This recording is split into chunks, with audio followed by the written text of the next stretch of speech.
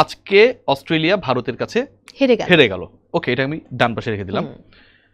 আগামীকাল বাংলাদেশ আফগানিস্তানের বিপক্ষে জিতে গেল, সেটাকে আমি বাম পাশে রাখলাম। এখন অস্ট্রেলিয়া হেরে যাবার পর মানে আমার বাম পাশে যিনি রয়েছেন অস্ট্রেলিয়া, তার পয়েন্ট কিন্তু 2ই থাকলো, কারণ তাদের 3 ম্যাচে 2টা ডিফিট, একটা হচ্ছে ভারতের বিপক্ষে, একটা হচ্ছে আফগানিস্তানের বিপক্ষে, জয় পেয়েছে শুধুমাত্র বাংলাদেশের বিপক্ষে, তাহলে পয়েন্ট কত? 2। আফগানিস্তান তারা ভারতের কাছে হেরেছে, বাংলাদেশের কাছে যদি আগামীকাল হেরে যায় তার মানে বাংলাদেশের কাছেও হারলো, জিতেছে অস্ট্রেলিয়ার বিপক্ষে, তাদের পয়েন্ট 2।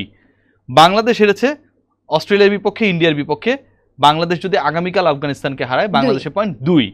এখন 3 দলের পয়েন্ট 2, এই 2 পয়েন্টওয়ালা 3 দলের মধ্য থেকে একটা দল সেকেন্ড টিম হিসেবে উইথ ইন্ডিয়া কোয়ালিফাই করবে টু দ্য সেমিফাইনালস।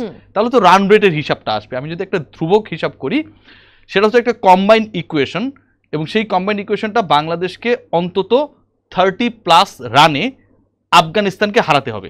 এটা গেল একটা। ইজ ইট পসিবল বাংলাদেশ টিমের পক্ষে? একদম বাংলাদেশ দলের এই মুহূর্তে যে পারফরমেন্স, এটা কোনোভাবেই এক্সপেক্টেড না, কোনোভাবেই। আমি আপনার সাথে একদম একমত। মানে বাংলাদেশ দল, যে দলটা হচ্ছে নেপালের বিপক্ষে লাস্ট ম্যাচে 106 করেছিল, আমি কেন এই এক্সাম্পলটা টানলাম, কারণ নেপালের বিপক্ষে বাংলাদেশ 106 করেছে যেই ম্যাচে বাংলাদেশকে ওই পার্টিকুলার ম্যাচ যেই মাঠে খেলেছিল সেই মাঠেই খেলতে হবে আফগানিস্তানের বিপক্ষে। সো নেপালের স্পিন খেলতে আপনি পারেন নাই, 20 ওভার খেলতে পারেননি, 104। আফগানরা তো ওয়ার্ল্ড ক্লাস, ডেফিনেটলি অনেক অনেক অনেক ভালো বোলিং ডিপার্টমেন্ট তাদের, এবং ভালো বোলিং লাইন আপ বলেই কিন্তু বিলো 150 করার পরও অস্ট্রেলিয়াকে তারা হারিয়েছে। সো নেপালের থেকে নিশ্চয়ই বোধ করি অস্ট্রেলিয়া আফগানিস্তানের বোলিং ডিপার্টমেন্ট অনেক স্ট্রং, একই মাঠে খেলা হবে, ডে নাইট ম্যাচ হবে। সো ওইখানটায় বাংলাদেশ নেপালের বিপক্ষে 106 করার পর আর করতে পারেনি। আফগানিস্তানের বিপক্ষে যদি 31 রানে অন্তত জিততে হয়, তাহলে তো বাংলাদেশকে অন্তত 150 করতে হবে, মানে আফগানিস্তান তো 120 করবে, এত খারাপ তো করবে না, 40 রানে তো অল আউট হবে না।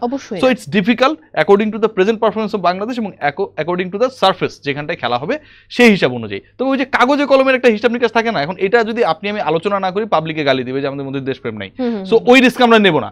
অস্ট্রেলিয়াকে হারতে হবে 50+ রানে ভারতের কাছে, বাংলাদেশকে জিততে হবে 31+ রানে আফগানিস্তানের বিপক্ষে, এবং দুইটা কম্বাইন করলে 85+ হয়, যেটা হচ্ছে বাংলাদেশের 31 এবং অস্ট্রেলিয়ার পরাজয়ের যে ব্যবধানটা সেটা হচ্ছে ধরেন 50+। এরকম একটা 85-এর ব্যবধান যদি হয়, রান রেটে টপকে অস্ট্রেলিয়াকে এবং আফগানিস্তানকে টপকে বাংলাদেশ 2 নম্বর হয়ে যাবে, সেমিফাইনালসে খেলবে, এবং বাংলাদেশ যদি তারপরে 2টা ম্যাচ জিতে সেমিফাইনাল এবং ফাইনাল, বাংলাদেশ এবার বিশ্বকাপে চ্যাম্পিয়ন হবে।